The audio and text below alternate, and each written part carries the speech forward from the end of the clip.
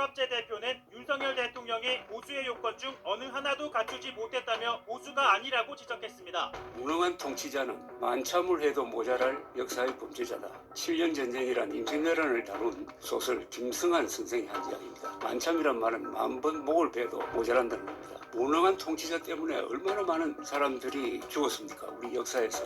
윤 대통령이 국민에게 예의가 없고 무능하다는 겁니다. 윤석열 대통령이 가장 무능한 것은 공장관 대통령이 이번에 비상계엄령을 선포하면서 보여준 거는 이건 코미디 아닙니까? 무능하면 보수가 아니죠. 그러면서 대통령의 자격으로 병역을 뽑기도 했습니다. 저는 옛날부터 주장해왔어요. 군 복무를 안 한 사람이 대통령 돼서는 안 된다고. 여성을 빼고. 그러니까 이분이 아무리 높은 자리에 올라가도 총을 잡고 나라를 지킨 경험이 없으면 총에 대해서 잘 모르는 거라. 총을 가진 집단인 군대를 동원한다는 게 얼마나 엄청난 일이고, 그걸 한다는 것은 더구나 헌법에 맞지 않는 행동을 한다는 것은 목숨을 걸어야 합니다. 윤 대통령이 비상계엄 선포 이유 중 하나로 꼽은 부정선거 의혹에 대해서는 반역에 해당한다고 지적했습니다. 망상적, 발작적 계엄령 선포라고 보는데, 부정선거 음모론이라는 것은 뭐냐면 국민들의 주권적 결단 아닙니까? 선거라는 것은. 그것을 거부하는 것 아닙니까? 그죠? 이번에 여소야대도 국민들이 선택한 겁니다. 그거를 그럼 겸허하게 받아들여야 될 것 아닙니까? 그걸 안 받아주기 위해서 부정선거였다 하는 것은 이 자체가 반역 아닙니까?